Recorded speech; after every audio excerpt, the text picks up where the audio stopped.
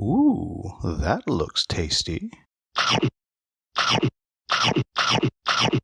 Welcome folks, Dave the Hungry Gamer is back with another mini review, and today we are talking about Oathsworn, Into the Deep Wood.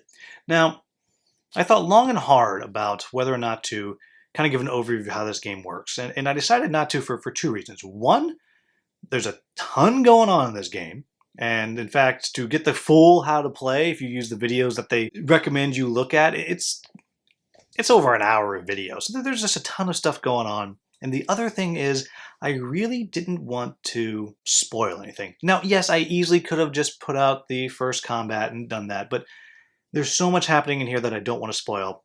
I'm just going to kind of give an overview. I'll put a few pictures up, ones that have kind of been everywhere, or some pictures that I took myself that I can't imagine how I can spoil anything for the most part. So just keep that in mind. But what Oathsworn is a story-based boss battler, a la Kingdom Death Monster, where the only combat you're doing is against a big boss, and you're going to fight over the course of the game, I think 21 of them. That might not be right, but maybe 21 of these bosses. And in between each one, you're going to have a story mode. And the story mode is going to play out on a map of a city or wherever it is that you are.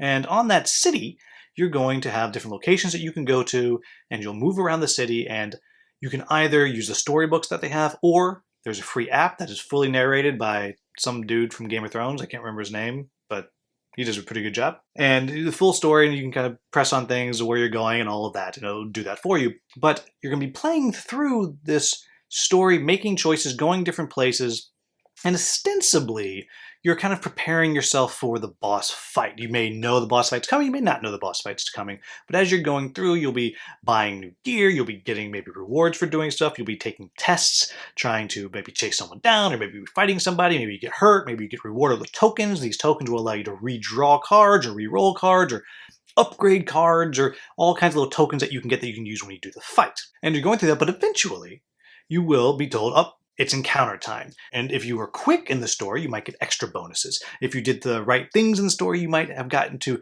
flip over the special rules of that fight. So you have an idea of what's coming, an idea of what's happening, and then maybe you can gear yourself out accordingly with the cards that you pick and the gear that you choose, so you have a better chance of winning the fight.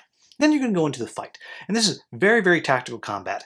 Each of the bosses are going to have multiple locations on them with hit points, usually 6 for each one, and they're going to have a AI card that's going to be flipped out there, so you know what they're going to do on their turn. They're going to take a turn after all 4 of your Oathsworn, those are your heroes, have taken their turns. When they're done, the bad guy goes. However, every time you break one of the locations, so as I said, there's different spots that have, usually, as I said, 6 health on them. Every time you remove one of those dice, get it closer to being killed, it's immediately going to do one of its actions, interrupt everything you do whatever it's going to do, you'll flip with the next card so you know it's coming again, then you'll continue your turn. And there is a lot of tactical combat going on here. You're picking what part of the bad guy to hit, because depending on what direction you attack from, you're going to hit a different spot. So maybe you want to weaken all of those spots down to a 1 hit point on each one before you start breaking them, because you don't want to activate these different abilities that are going to go off. And the more you hurt it, the stronger the AI cards get, the more and more dangerous it gets as it gets closer and closer to dying. So you're managing that. On your side, what you're doing is you're going to be using your animus, or your energy, usually 6, and you'll be moving around, which usually costs 1 to move 1 hex as you're trying to position yourself, and you'll be playing cards out of your hand that are going to be attacks or abilities or buffs or whatever, and you'll play your ability. You might play more than one if you have enough animus, but here's the catch. There's 2 things that are a little unique about this. One, when you play your cards, there's going to have a number on it, though, where they go in the battle flow or the cooldown. And if it's got a 3, you're going to put it on the right side of your board. However, when you put that card down on the right side of your board, out of your hand so you can't use it, any other cards that are in the 3 spot will move to the top of your board into the 2 spot. And if you played something down that went into the 2, anything in the 2 is going to move to the 1. Anything that you in the 1 will move to the 0 if you play something into the 1 spot. At the end of the round, after the bad guy's attacked, before you start again, anything in the 0 will come back to your hand. So you have to kind of choose not only when you're going to play the stronger abilities, but which cards you're going to play when, because placing a card out there is going to trigger the cooldown to get those abilities to come back to you. The other thing that's important to point out is when you're resolving your attacks, and the same thing is done when you have to make a check. Maybe you have to try to climb a wall or something, or say make a check of 4, whatever. You're going to have a choice. You have 4 colors of dice, and along with that, there are 4 sets of cards that mirror those dice. And you can choose, you're making a check, you can roll all the white dice or draw all the white cards that you want. Unlimited. Well, I guess up to however many dice there are. And you will total up whatever number that you roll.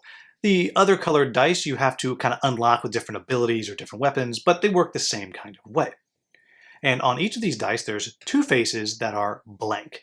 And then there's different numbers depending how strong the die is, and each side also has a critical. And if you draw a critical, then you get to roll another die or draw another card.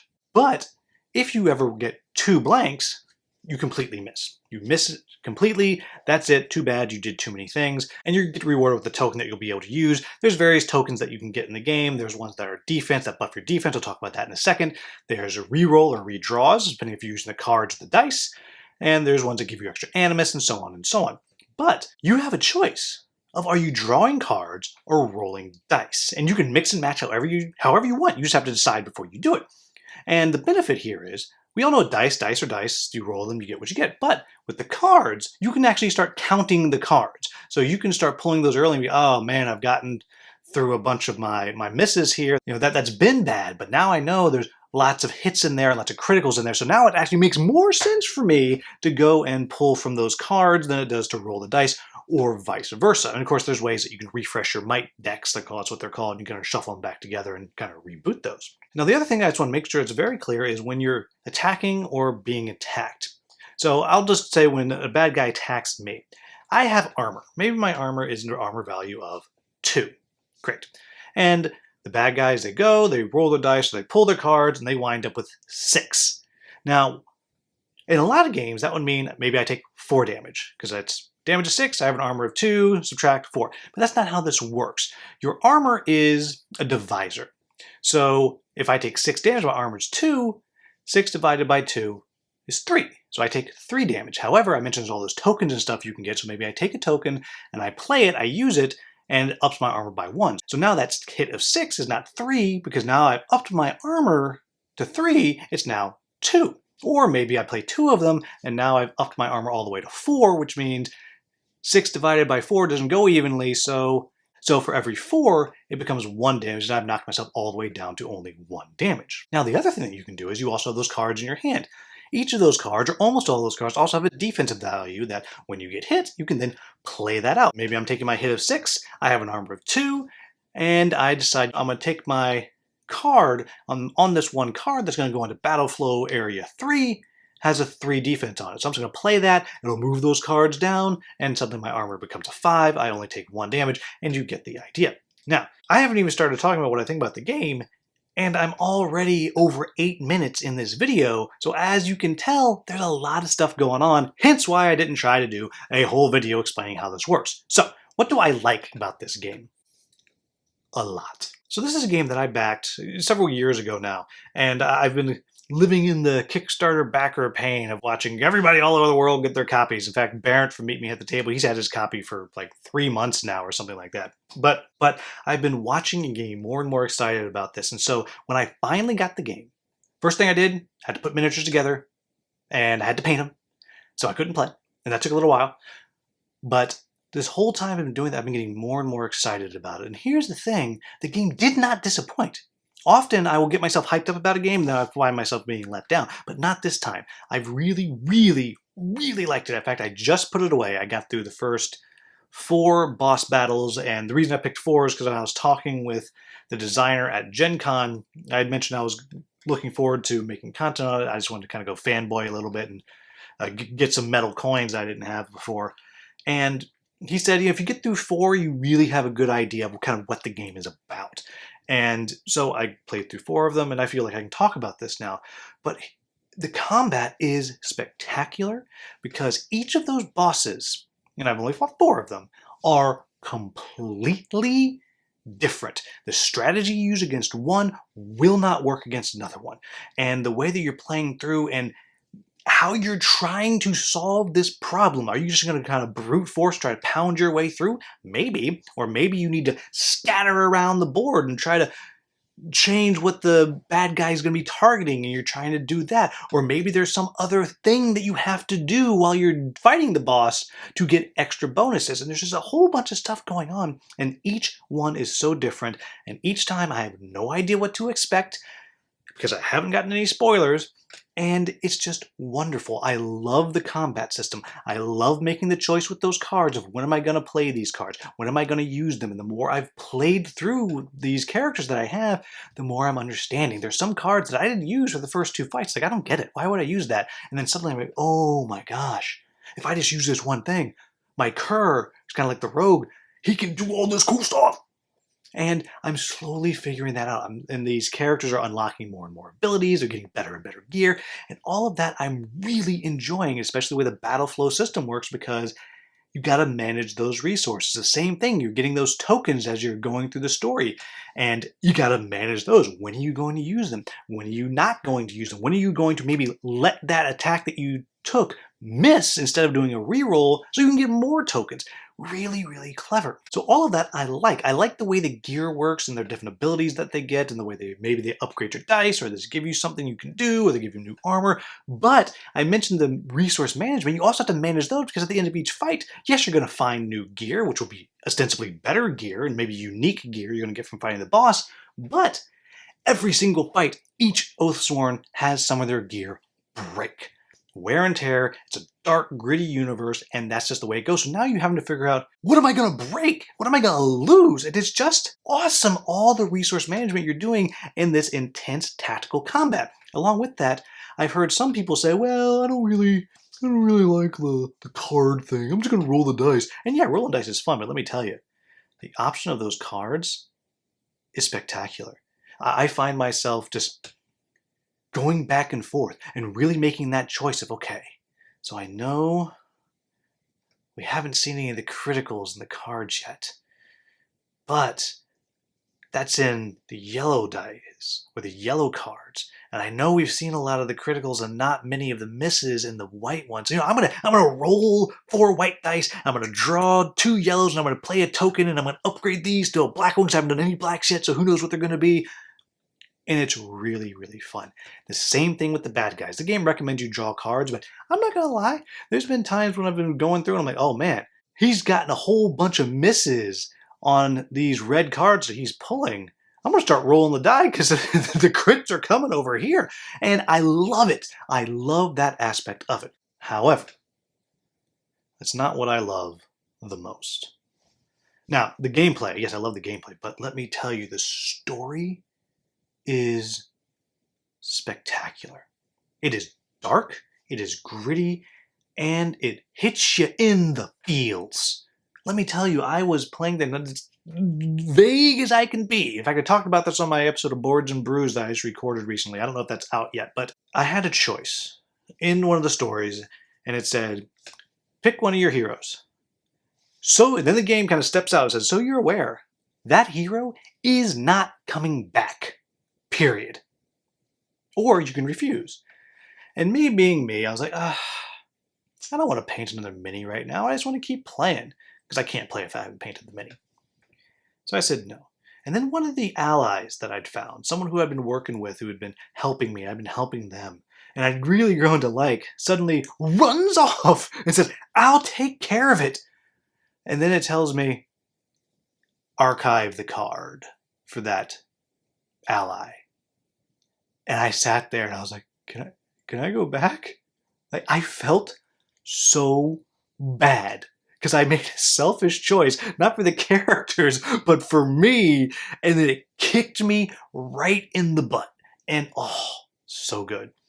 And as you're going through, I have not seen nearly all of the story in the chapters that I played. There's just, I made my choices and there's stuff I haven't seen.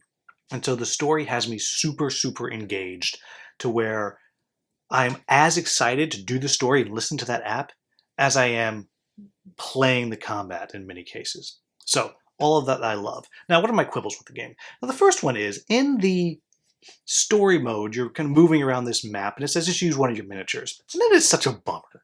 It's just such a bummer.